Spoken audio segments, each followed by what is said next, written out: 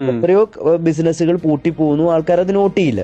പക്ഷെ ഒരു സിനിമ പൊട്ടിയ നമ്മൾ തന്നെ, അതായത് എടുത്ത പ്രൊഡ്യൂസർ മൊത്തം തകർന്നു പോയിന്ന് തന്നെ ആൾക്കാർ. കാരണം എല്ലാവർക്കും അതിലൊരു ഒപ്പീനിയൻ ഉണ്ട്, അല്ലെങ്കിൽ എല്ലാ ആൾക്കാർക്കും അത് റിലേറ്റ് ചെയ്യാൻ വേണ്ടി എല്ലാ ആൾക്കാരും കണ്ടുകൊണ്ടിരിക്കുന്ന ഒരു കാര്യമാണ്.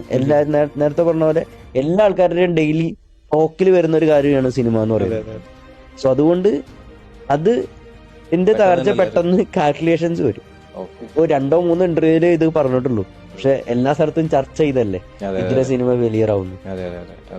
നേരത്തെ ശ്രീരാഗ് പറഞ്ഞ പോലെ ഇത്രയും മൂവീസ് വന്നിട്ട് അതിലൊരു വളരെ ചുരുക്കം പെർസെന്റേജ് മാത്രമല്ലേ സക്സസ് ആവുന്നുള്ളൂ. അപ്പോൾ നമ്മൾ അറിയാതെ പോകുന്ന, കാണാതെ പോകുന്ന, ഫെയിലായി പോകുന്ന ഒരുപാട് പ്രൊഡ്യൂസേഴ്സ് ഉണ്ടാവില്ലേ, ലൈഫ് നഷ്ടപ്പെടുന്നതൊക്കെ ആയിട്ട്. ഇതിന് മുന്നേ ഏതോ ഒരു ഇന്റർവ്യൂല് കണ്ടിട്ടുണ്ടായിരുന്നു, ഫിലിം പ്രൊഡ്യൂസ് ചെയ്യാൻ, പുള്ളി ഒരു പ്രൊഡ്യൂസറാണ്, എനിക്ക് ഓർമ്മയില്ല ഇത്രയും, ഫിലിം പ്രൊഡ്യൂസ് ചെയ്യാൻ മേലാൽ പോകരുത്. അത് നമ്മൾ സ്റ്റോക്ക് മാർക്കറ്റിനെ പറ്റിയൊക്കെ പറയുന്ന പോലെയാണോ, ആ ഒരു ആസ്പെക്റ്റിലാണോ കാണേണ്ടത്? ഞാൻ അങ്ങനെ പറയില്ല. ഞാൻ സിനിമ ഒരുപാട് കടമെടുത്തും ഇതെടുത്തും സിനിമ പ്രൊഡ്യൂസ് ചെയ്യാൻ ഒരിക്കലും പോകരുത്. ഇത് 100% ഷുവറാണ്.